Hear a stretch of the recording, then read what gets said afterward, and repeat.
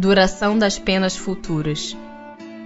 É arbitrária ou sujeita a uma lei qualquer a duração dos sofrimentos do culpado na vida futura? Deus nunca obra caprichosamente, e tudo no universo se rege por leis em que a sua sabedoria e a sua bondade se revelam. Em que se baseia a duração dos sofrimentos do culpado? No tempo necessário a que se melhore, sendo o estado de sofrimento ou de felicidade proporcionada ao grau de purificação do espírito. A duração e a natureza de seus sofrimentos dependem do tempo que ele gaste em melhorar-se. À medida que progride e que os sentimentos se lhe depuram, seus sofrimentos diminuem e mudam de natureza. São Luís. Ao espírito sofredor, o tempo se afigura tão ou menos longo do que quando estava vivo? Parece-lhe mais longo. Para ele não existe o sono. Só para os espíritos que já chegaram a certo grau de purificação, o tempo, por assim dizer, se apaga diante do infinito. Poderão durar eternamente os sofrimentos do espírito? Poderiam, se ele pudesse ser eternamente mau, isto é, se jamais se arrependesse e melhorasse, sofreria eternamente. Mas Deus não criou seres tendo por destino permanecerem votados perpetuamente ao mal. Apenas os criou a todos, simples e ignorantes, tendo todos, no entanto, que progredir em tempo mais ou menos longo, conforme decorrer da vontade de cada um. Mais ou menos tardia pode ser a vontade, do mesmo modo que a crianças mais ou menos precoces, porém cedo ou tarde ela aparece por efeito da irresistível necessidade que o espírito sente de sair do estado de inferioridade e de se tornar feliz. Eminentemente sábia e magnânima é, pois, a lei que rege a duração das penas, porquanto subordina essa duração aos esforços do espírito. Jamais o priva do seu livre arbítrio. Se deste faz ele mau uso, sofre as consequências. São Luís. Haverá espíritos que nunca se arrependem? Há os de arrependimento muito tardio, porém pretender-se que nunca se melhorarão, fora negar a lei do progresso e dizer que a criança não pode tornar-se homem. São Luís. Depende sempre da vontade do espírito a duração das penas? Algumas não haverá que lhes sejam impostas por tempo determinado? Sim, ao espírito podem ser impostas penas por determinado tempo. Mas Deus, que só quer o bem de suas criaturas, acolhe sempre o arrependimento e infrutífero jamais fica o desejo que o espírito manifeste de se melhorar. São Luís. Assim, as penas impostas jamais o são por toda a eternidade? Interrogai o vosso bom senso, a vossa razão, e perguntai-lhes se uma condenação perpétua motivada por alguns momentos de erro não seria a negação da bondade de Deus, que é com efeito a duração da vida, ainda quando de 100 anos em face da eternidade. Eternidade. Compreendeis bem esta palavra? Sofrimentos, torturas sem fim, sem esperanças, por causa de algumas faltas. O vosso juízo não repele semelhante ideia? Que os antigos tenham considerado o Senhor do Universo um Deus terrível, cioso e vingativo, concebe-se. Na ignorância em que se achavam, atribuíam a divindade às paixões dos homens. Esse, todavia, não é o Deus dos cristãos, que classifica como virtudes primordiais o amor, a caridade, a misericórdia, o esquecimento das ofensas. Poderia ele carecer das qualidades cuja posse prescreve como um dever às suas criaturas? Não haverá contradição em se lhe atribuir a bondade infinita e a vingança também infinita? dizes que, acima de tudo, ele é justo e que o homem não lhe compreende a justiça.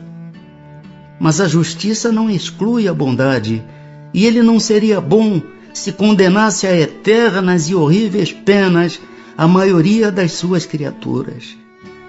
Teria o direito de fazer da justiça uma obrigação para seus filhos, se lhes não desse meio de compreendê-la? Aliás, no fazer que a duração das penas dependa dos esforços do culpado, não está toda a sublimidade da justiça unida à bondade? Aí é que se encontra a verdade desta sentença: a cada um segundo as suas obras. Santo Agostinho.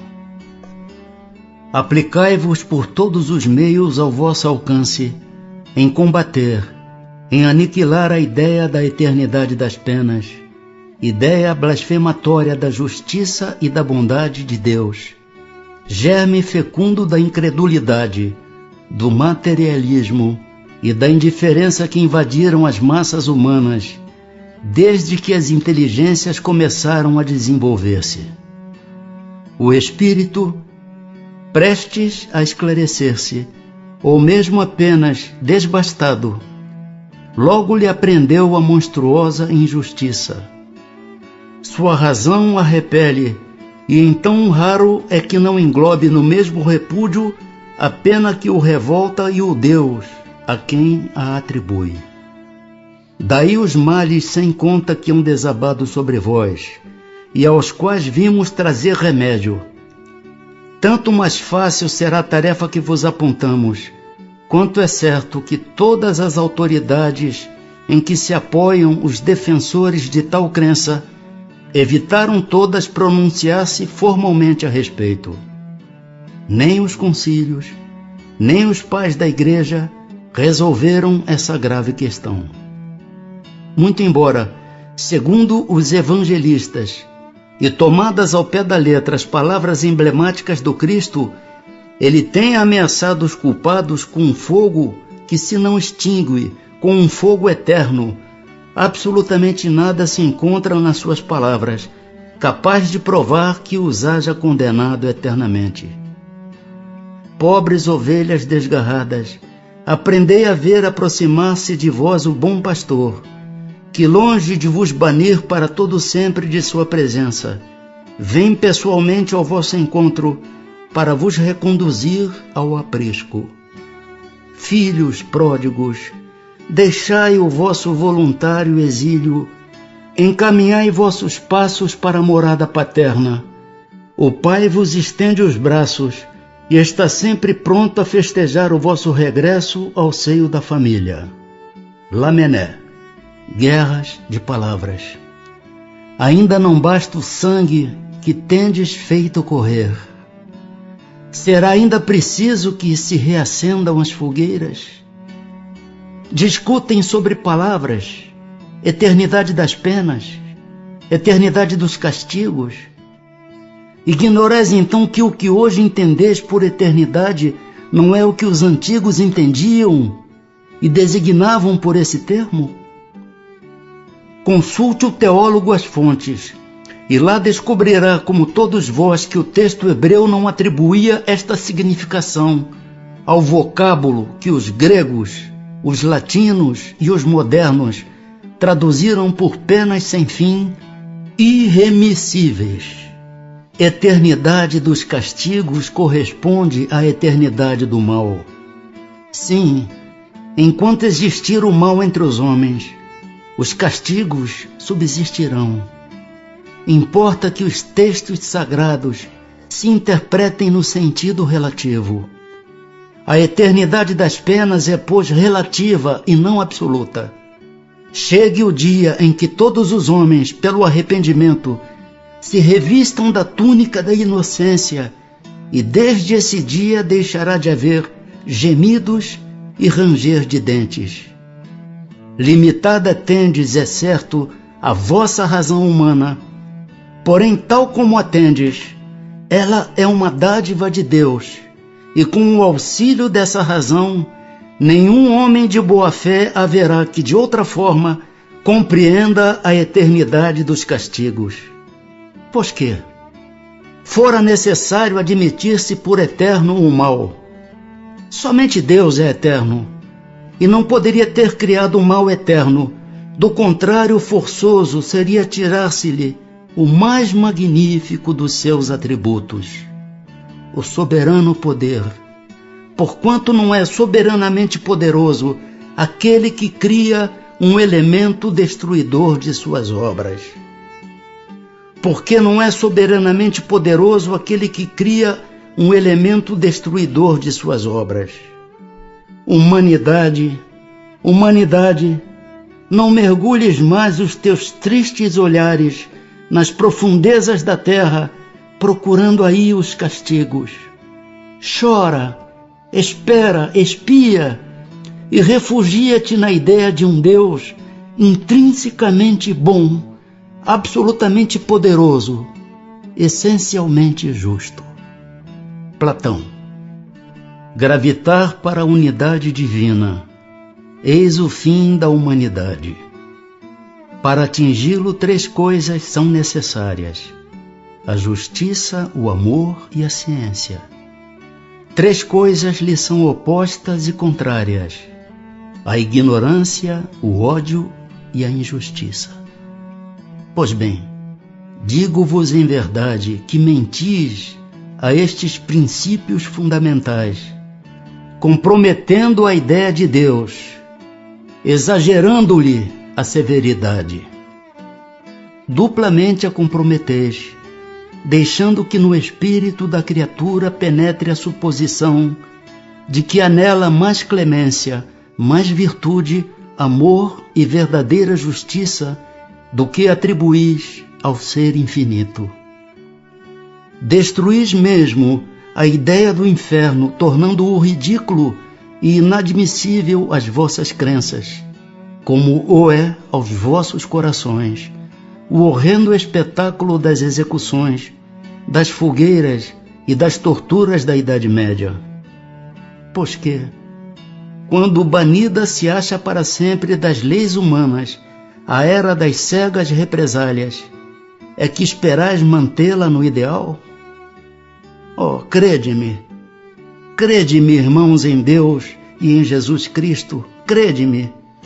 Ou vos resignais a deixar que pereçam nas vossas mãos todos os vossos dogmas, de preferência a que se modifiquem, ou então vivificai-os, abrindo-os aos benfazejos eflúvios que os bons, neste momento, derramam neles.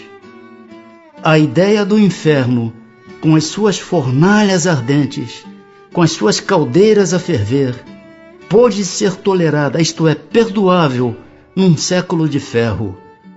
Porém, no século XIX, não passa de vão fantasma, próprio quando muito para amedrontar criancinhas, e em que estas, crescendo um pouco, logo deixam de crer.